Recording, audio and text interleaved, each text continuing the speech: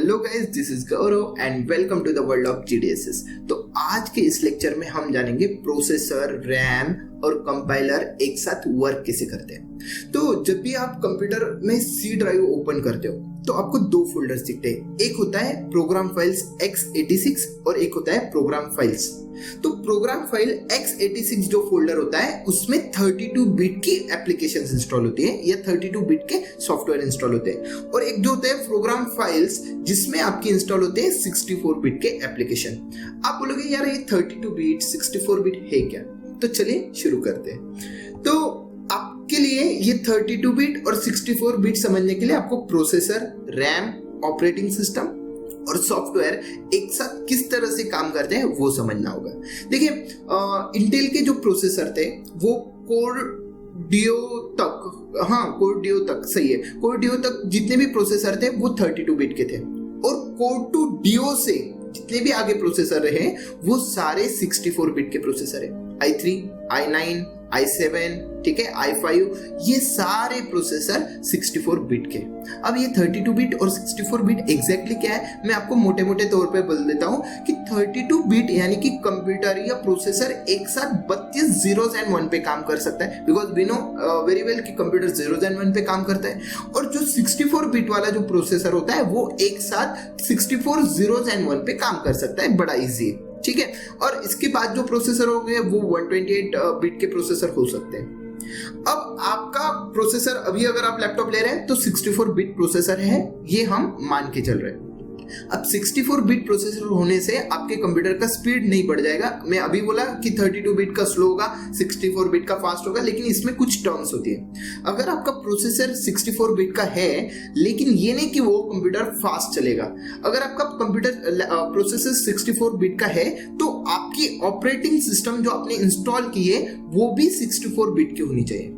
मतलब operating system में भी 32 बिट एंड 64 बिट जैसे टाइप होते हैं। तो जो भी आपकी ऑपरेटिंग सिस्टम है वो भी 64 बिट की होनी उस टाइम पे कंपल्शन है। अगर आपका प्रोसेसर 64 बिट है, ऑपरेटिंग सिस्टम भी 64 बिट है, लेकिन आपकी रैम अगर 4 GB है तो और भी आपके कंप्यूटर का स्पीड खराब हो जाएगा, क्योंकि 4 GB तक आपको 32 बिट ऑपरेटिंग सिस्टम ही इंस्टॉल करने है। 4 GB से अगर आपकी रैम ज्यादा है यानी कि 6 GB, 8 GB, 12 GB इस तरह से अगर आपकी रैम है तो ही आपको 64 बिट ऑपरेटिंग सिस्टम इंस्टॉल करने है। चलिए मान के चलते हैं कि आपका प्रोसेसर है 64 बिट, आपकी ऑपरेटिंग सिस्टम 64 बिट, आपकी रैम है 8 GB। लेकिन अभी भी कंप्यूटर का स्पीड डिपेंड करेगा आप जो सॉफ्टवेयर इंस्टॉल कर रहे हैं। अगर ये सारे 64 बिट के तो आपको फर्स्ट प्रायोरिटी देनी है 64 बिट के एप्लीकेशन में। जब भी अगर आप कोई सॉफ्टवेयर डाउनलोड करोगे तो वहां पे लिखा होता है x86, x64। तो x86 यानी कि आप समझ जाइए वो 32 बिट का है, या डायरेक्टली भी लिख देते हैं कई जगह पे 32 बिट 64 बिट। तो आपका सॉफ्टवेयर, अगर आपकी कॉन्फ़िगरेशन अच्छी है, सब कुछ करेक्ट है, तो आपका सॉफ्टवेयर भी 64 बिट वाला ही चाहिए। अगर आपका सॉफ्टवेयर है 32 बिट वाला तो आपकी प्रोसेस हो जाएगी कम, ठीक है, या स्पीड हो जाएगी आपकी कम। अभी हमें समझ में आ रहा है कि ये बिट यानी कि 0 and 1 होता है। Bit is nothing but 0 and 1। 3 bit यानी कि 3 0 and 1 का कॉम्बिनेशन, 8 बिट यानी कि 8 0 and 1 के कॉम्बिनेशन। तो इसी तरह से आपका जो कंपाइलर होता है वो भी दो टाइप में होता है। कंपाइलर जो हमारा कोड 0s and 1 में ट्रांसलेट करता है। तो कंपाइलर में दो टाइप आते हैं, एक तो 16 बिट का कंपाइलर होगा, एक तो फिर आपका 16 बिट का कंपाइलर होगा, एक तो 32 बिट का कंपाइलर होगा। ये जो 16 बिट का कंपाइलर है वो at a time 16 zeros and 1 पे काम करेगा, और जो 32 बिट वाला कंपाइलर हो एट अ टाइम 32 बिट्स के ऊपर काम कर सकता है। यहां तक तो हम समझ गए। देखिए, मैं और एक कुछ बात बोलना चाहूंगा। अगर आपने 8 GB रैम इंस्टॉल किया है, ध्यान से सुनिएगा, अगर आपने 8 GB रैम इंस्टॉल किया है, प्रोसेसर आपका 64 बिट वाला है, लेकिन ऑपरेटिंग सिस्टम अगर आपकी 32 बिट होगी तो अगर आप प्रॉपर्टीज में जाके देखोगे तो यूजेबल 4 GB रैम ऐसा ऑप्शन आएगा। मतलब अगर आपने 8 GB रैम है आपके लैपटॉप में, प्रोसेसर 64 बिट है, लेकिन अगर ऑपरेटिंग सिस्टम अगर आपने 32 बिट डाल दिया तो वो 4 GB के ऊपर रैम यूज ही नहीं करेगा, बाकी तो रैम वेस्ट जाएगी आपकी, ठीक है। तो चलिए देखते हैं और आगे क्या क्या पॉइंट है। तो बिट यानी कि 0 या फिर 1। बिट एक छोटा सा ब्लॉक होता है कंप्यूटर में जिसमें आप एक तो 0 स्टोर करोगे या फिर 1 स्टोर करोगे। यहाँ पे ये जो ब्लॉक दिख रहा है वो कितने बिट का है? 1 2 3 4 5 6 बिट का ब्लॉक है और इसमें हम स्टोर कर सकते हैं either 0 और 1। तो बिट यानी कि एक ऐसा ब्लॉक जिसमें आप थोड़ी सी छोटी सी इंफॉर्मेशन स्टोर करते हो, या तो फिर 0 एंड फिर 1। अब ये जो आपका कंप्यूटर का डेटा है ये मेजर करने के लिए आपको कुछ यूनिट्स सीखने होंगे, ठीक है? तो यूनिट्स इन कंप्यूटर, तो कंप्यूटर में जैसे कि हम बोलते हैं ना ग्राम, फिर केजी, फिर टर्न, इस तरह से कंप्यूटर में छोटे से बड़े तक कई सारे यूनिट्स हैं, ठीक है? अब सबसे पहला यूनिट आता है बीट, जिसे मेंशन किया जाता है स्मॉल बी में। बीट यानी कि 0 या फिर 1, एक छोटा सा ब्लॉक होगा जिसमें 0 स्टोर करोगे या 1 स्टोर करोगे।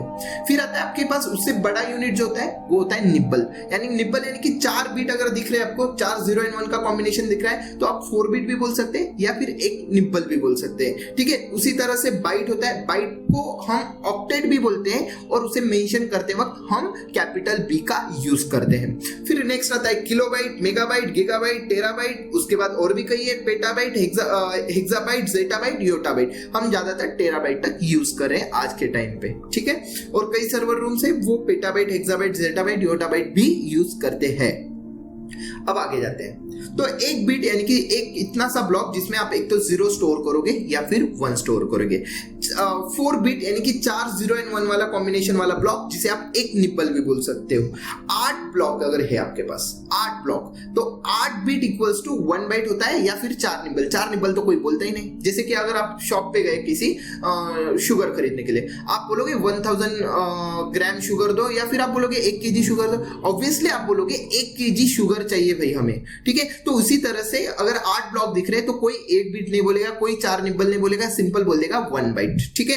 अब ये जो यूनिट है इसका एक मैंने चार्ट बनाया है जिसमें एक बिट में 0 और 1 स्टोर होगा, 8 बिट यानी कि 1 बाइट। अगर इसे 1024 बाइट लेते हो तो उसे हम बोलेंगे 1 किलो बाइट, ठीक है? 1024 KB 1024 byte is equals to 1 KB, 1024 KB is equals to 1 MB, 1024 MB is equals to 1 GB, 1024 GB is equals to 1 TB। इस तरह से ये यूनिट होते हैं। अब हम बोल रहे हैं कि कंप्यूटर 0 एंड 1 में डेटा रीड करता है। अब मैं बोलूंगा 15 को कंप्यूटर कैसे रीड करेगा, 32 को कंप्यूटर कैसे रीड करेगा, 18 को कंप्यूटर कैसे रीड करेगा, चलिए देखते हैं। तो जैसे मुझे कंप्यूटर को बोलना है 18, तो 18 बोलने के लिए आपको क्या करना है? सबसे पहले एक नंबर लाइन बना लेनी। नंबर लाइन में सबसे पहला नंबर होगा 1। अब इस 1 को इंटू 2 कर दो, 1 इंटू 2 2, फिर आएगा आपका 2 into 2 4, 4 into 2 8, 8 into 2 16, 16 into 2 32, 32 into 2 64, 64 into 2 128। इस तरह से एक नंबर लाइन बना लीजिए पहले तो। अब आपको जिस नंबर को कन्वर्ट करना है उस नंबर को उस नंबर लाइन पे सर्च कीजिए। जैसे कि मुझे 18 कन्वर्ट करना है 0 एंड 1 में, यानी कि कंपाइलर किस तरह से कन्वर्ट करता है वो देखिए। 18 अगर देना है मुझे कंपाइलर को तो कंपाइलर यहाँ पे 18 सर्च करेगा, नहीं मिल रहा है तो 18 से छोटा वाला नंबर सर्च कर लेगा, यानी कि 16। अब 16 में कितने ऐड करने से 18 हो जाएंगे? 16 में 2 ऐड करने से 18 हो जाएंगे। तो 16 के नीचे और 2 के नीचे आपको लगाना है 1 और बाकी रिमेनिंग प्लेसेस जैसे 8 4 और 1 इनके लगाना है 0। और ये जो नंबर है ये नंबर हो जाएगा आपका, इस नंबर का मीनिंग हो जाएगा आपका 18। 10010 का मीनिंग हो जाएगा 18। उसी तरह से मुझे कंप्यूटर को 15 बोलना है, 15 कन्वर्ट करके दिखाए भाई। तो 15 के लिए कंप्यूटर क्या करेगा? 15 सर्च करेगा, नहीं मिल रहा है तो 8 सिलेक्ट कर लेगा, फिर सिलेक्ट करेगा 4, 8 प्लस 4 12 हो गया। अब 12 में कितना ऐड करना है? 3 ऐड करना है, तो 2 और 1 भी सिलेक्ट करेगा। तो 1111 is the binary number of 15। इसी तरह से हमें 33 कन्वर्ट करना है। 33 के लिए क्या सिलेक्ट करोगे? 32 प्लस 1, बाकी जगह पे आप लगा दोगे 0। इसी तरह से कंप्यूटर हर एक नंबर को कन्वर्ट करके समझ पाता है। लेकिन प्रॉब्लम तो तब होने लगा जब हमें कंप्यूटर को हेलो बोलना है, यानी कि अल्फाबेट्स देने, ए बोलना है, कंप्यूटर को जी देना है। तो कैसे दोगे? तो अगर मुझे कंप्यूटर को ए समझाना है तो हमें आस्की वैल्यूज का यूज करना पड़ता है। आस्की वैल्यू यानी कि American standard code for information interchange, यानी कि अमेरिकन ने स्टैंडर्ड कोड, एक ऐसा कोड बनाया है जिससे हम हम और कंप्यूटर इंफॉर्मेशन को इंटरचेंज कर पाएंगे। American standard code information interchange मतलब कंप्यूटर को तो ए समझ में नहीं आएगा, लेकिन कंप्यूटर को नंबर समझ में आते हैं और नंबर को हम 0s and 1 में कन्वर्ट कर सकते हैं। इसीलिए उन्होंने हर एक कैरेक्टर को यानी कि आपके कीबोर्ड के हर एक बटन को, हर एक की को एक नंबर दे दिया है। जैसे कि कैपिटल ए को उन्होंने दे दिया है 65, ये 65 है ASCII value of capital A. Capital B को दे दिया 66, कैपिटल सी को दे दिया 67, कैपिटल डी को दे दिया 68, इस तरह से अप टू कैपिटल जेड को उन्होंने दिया 90। फिर उन्होंने दिया स्मॉल ए को 97, स्मॉल बी को 98, स्मॉल सी को 99, अप टू स्मॉल जेड को दे दिया 122। अब इसके आगे 88, 22, 33 सभी को कुछ ना कुछ आस्की वैल्यू है, वो हम बाद में देखेंगे। तो अभी मुझे अगर ए को कन्वर्ट करना है तो ए की आस्की वैल्यू है 65, तो मैं क्या करूंगा 64 को सिलेक्ट करके उसमें 1 ऐड कर दूंगा, तो 64 and 1 फिर 10000001 is the binary number of capital ए। मतलब ये नंबर अगर देते हो तो कंप्यूटर को समझ में जाएगा कि ये इनको ए का मीनिंग बोलना है, ठीक है, इनको कंप्यूटर को प्रोवाइड करना है ए, ठीक है। तो आज के लिए इतना सफिशिएंट है।